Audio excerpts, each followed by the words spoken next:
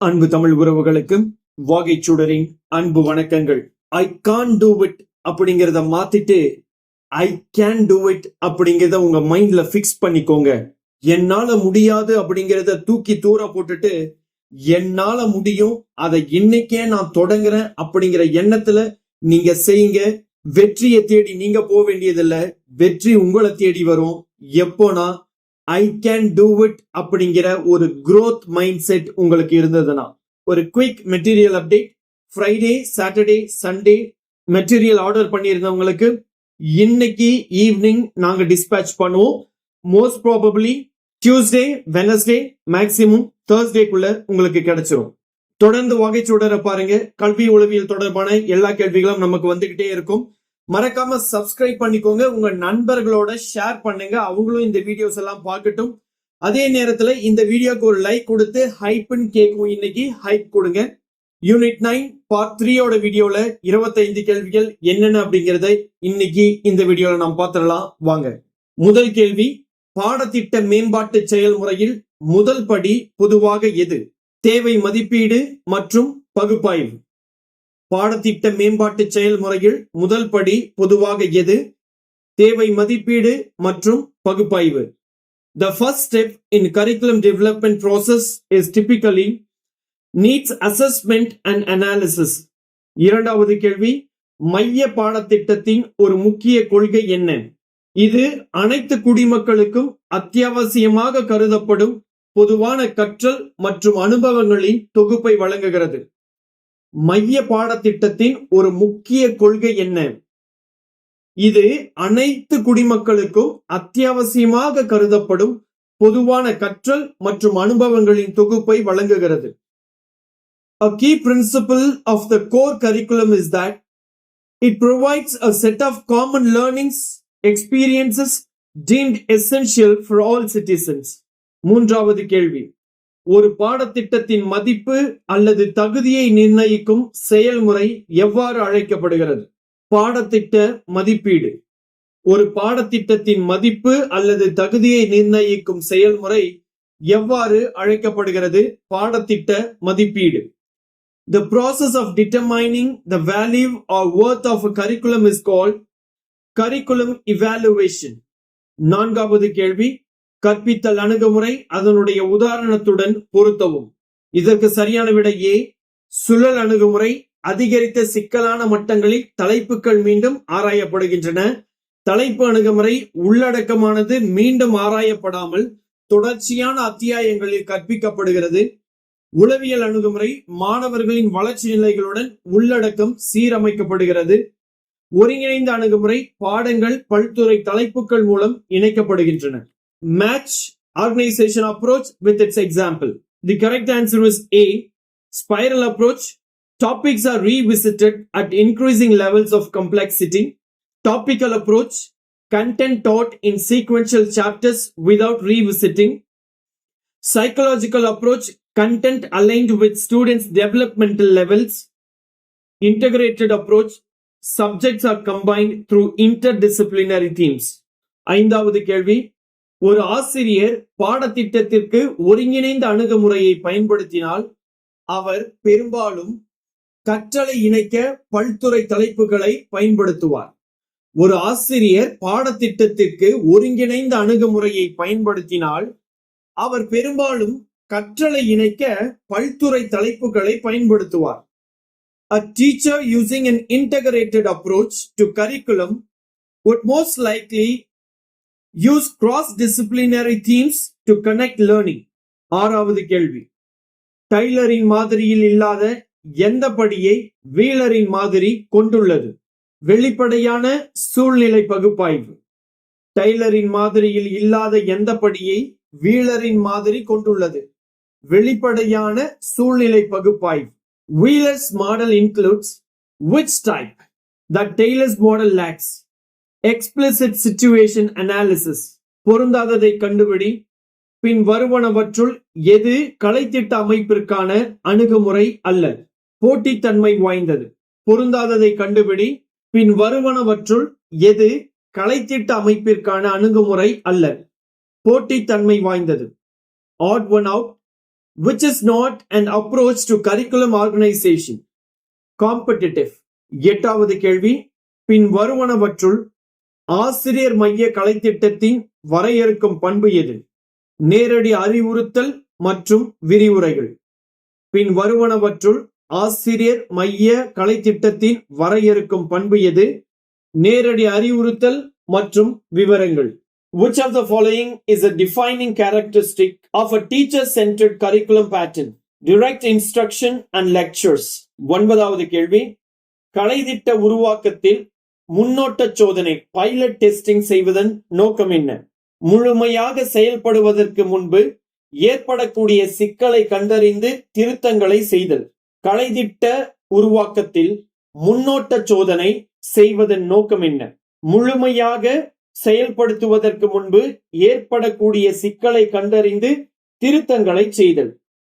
Pilot testing in curriculum development serves to identify potential problems and make refinements before full implementation. பத்தாவது கேள்வி, கலைத்திட்ட நோக்கங்களை உருவாக்கும் போது எந்த காரணி முதலில் கருத்தில் கொள்ளப்பட வேண்டும்? கற்போரின் பண்புகள் மற்றும் தேவைகள். கலைத்திட்ட நோக்கங்களை உருவாக்கும் போது எந்த காரணி முதலில் கருத்தில் கொள்ளப்பட வேண்டும்? கற்போரின் பண்புகள் மற்றும் தேவைகள். Which factor should be considered first when developing curriculum objectives? C. Learner characteristics and needs. 11வது கேள்வி, கலைத்திட்ட உருவாக்கத்தில் உருவாக்க மதிப்பீடு எப்போது நடைபெறும்? Formative evaluation.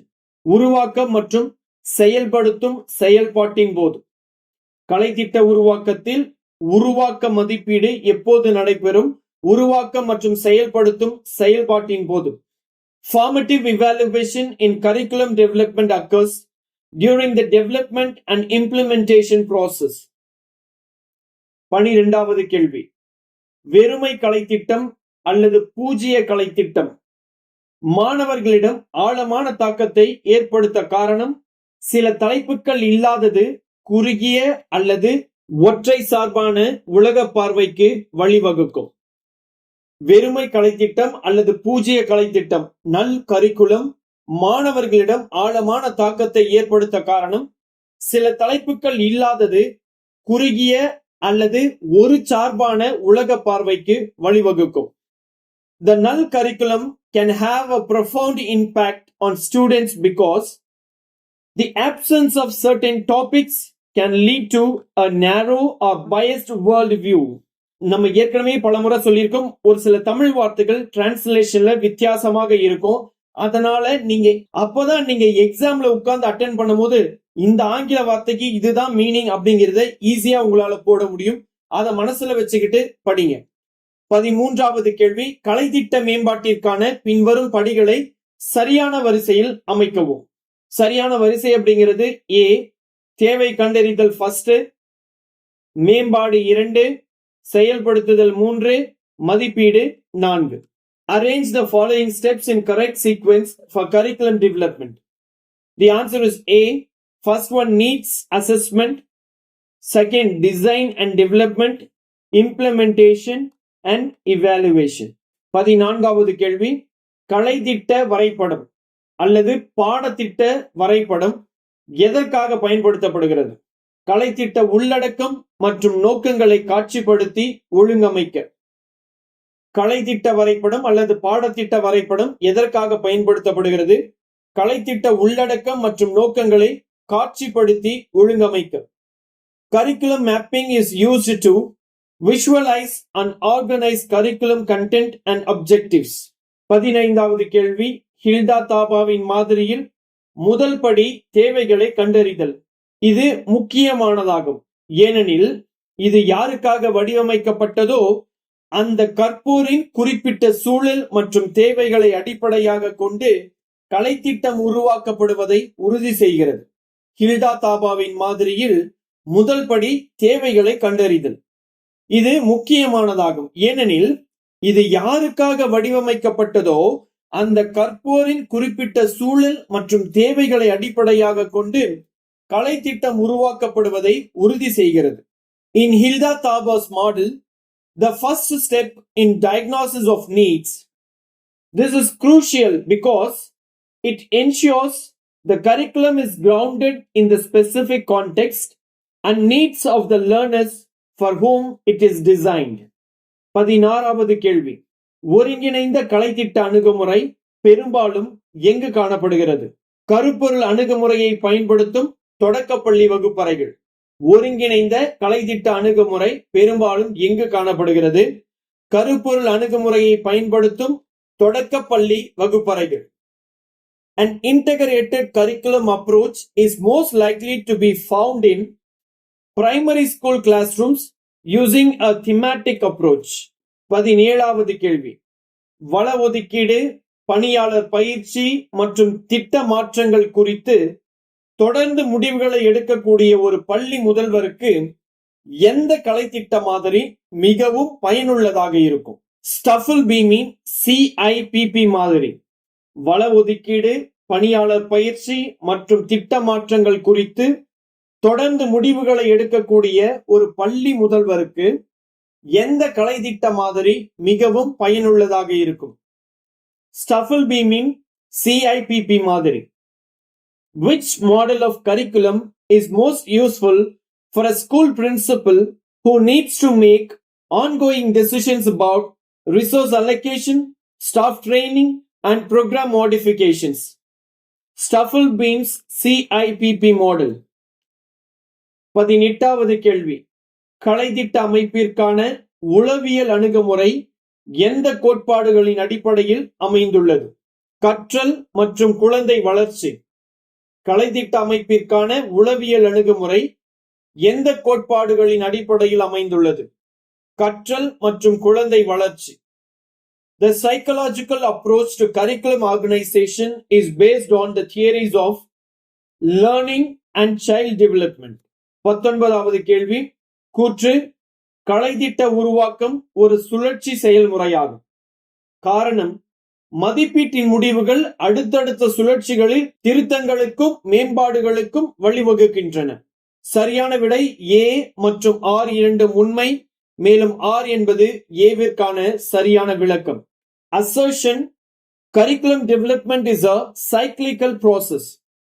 Reason: evaluation results lead to revisions and improvements in subsequent cycles.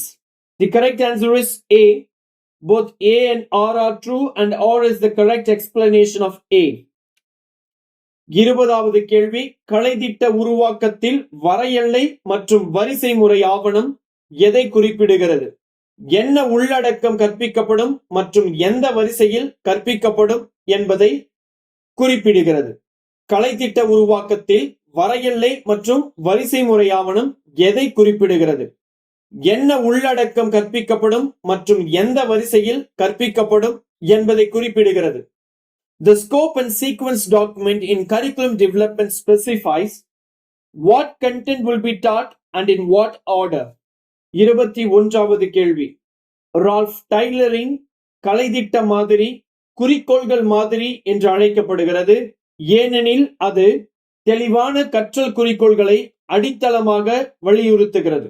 Ralph டைலரின் கலைத்திட்ட மாதிரி குறிக்கோள்கள் மாதிரி என்று அழைக்கப்படுகிறது, ஏனெனில் அது தெளிவான கற்றல் குறிக்கோள்களை அடித்தளமாக வலியுறுத்துகிறது. Ralph Tyler's curriculum model is known as the objective model because it emphasizes clear learning objectives as the foundation. 22வது கேள்வி. டைலரின் 4 கலைத்திட்ட மேம்பாட்டு படிகளை சரியான வரிசையில் வரிசைப்படுத்தவும். இதற்கு சரியான விடை A. முதல்ல குறிக்கோள்களை வரையறுத்தல், கற்றல் அனுபவங்களை தேர்ந்தெடுத்தல் 2வது, கற்றல் அனுபவங்களை ஒழுங்கமைத்தல் 3, கலைத்திட்டத்தை மதிப்பிடல் 4. Arrange Taylor's 4 curriculum development steps in correct sequence. The correct answer is A. Defining objectives and then selecting learning experiences. Third, organizing learning experiences. And fourth one, evaluating the curriculum. 23வது கேள்வி. கலைத்திட்ட மதிப்பீடு பற்றிய பின்வரும் கூற்றுகளை கருத்தில் கொள்க. அதில் எவை சரியானவை என்பதை கண்டறிய வேண்டும்.